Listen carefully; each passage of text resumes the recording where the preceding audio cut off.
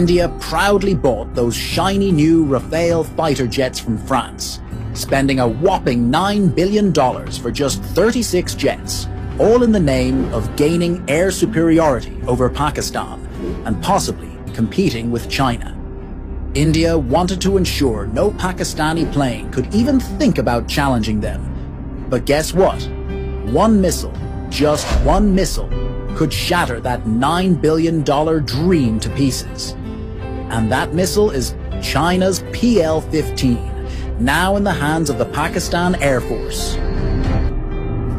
Right when India-Pakistan tensions started heating up again, according to latest reports, Pakistan received around 100 PL-15 missiles, and they didn't even get the cheap export version. They got the real deal, straight from China's own Air Force stocks. This means it's not the first time Pakistan is using the PL-15. They had a few for testing before, but now they have plenty, ready for action. The PL-15 is a beyond visual range BVR air-to-air missile built for long-distance kills. It can fly at speeds over Mach 5, that's 5 times faster than sound, and strike targets up to 300 kilometers away, meaning a jet over Lahore could easily hit one deep inside Indian Punjab. Powered by a dual-pulse solid rocket motor and guided by an advanced AESA radar, the missile isn't just fast. It can lock onto enemy jets from very far and adjust its path mid-flight to make sure it hits its target. It's smart, accurate, and brutal. Pakistan's JF-17 Block 3 fighter jets are the main platforms for PL-15 missiles. Pakistan has already inducted about 50 JF-17 Block 3 jets, and more are coming fast. Imagine 50 JF-17s, each carrying deadly PL-15 missiles, lurking in the skies. India's expensive Rafales would be flying with a big, fat target on their backs. Now, let's talk about the Rafales, and whether they can really stand up against the PL-15. The Rafale is armed with 2 main air-to-air missiles. The Meteor, which can strike targets at around 100 to 200 kilometers, depending on conditions, and flies at nearly Mach 4, and the MICA, a shorter-range backup missile designed for close-range dogfights. The Rafale is also packed with powerful defensive systems like Spectra, which includes electronic jamming, radar warning receivers, and missile detection capabilities. This allows the Rafale to sometimes detect incoming missiles early and attempt to dodge them.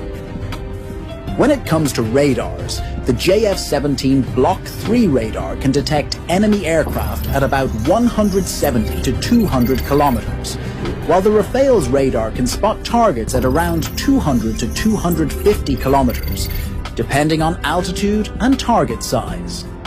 At first glance, it looks like Rafale wins in terms of radar detection, but the real problem for Rafale starts when we talk about missile range. The Rafale's Meteor missile can reach targets at 100 to 200 kilometers, while the JF-17's PL-15 missile can strike from a massive 250 to 300 kilometers. In air combat, detecting the enemy first is important, but being able to shoot first matters even more.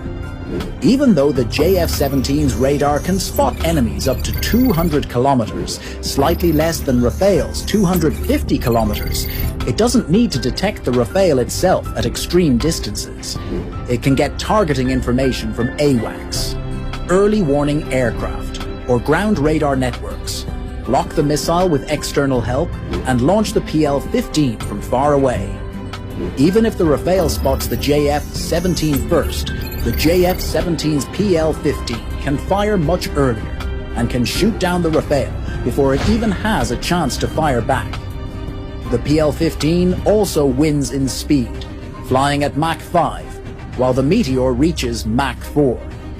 This means if both missiles are fired at each other from 200 kilometers away, the JF-17's PL-15 would hit the Rafale almost half a minute earlier. And in air combat, 30 seconds can decide life or death. The sky belongs to whoever fires first. And with PL-15, Pakistan might just fire first.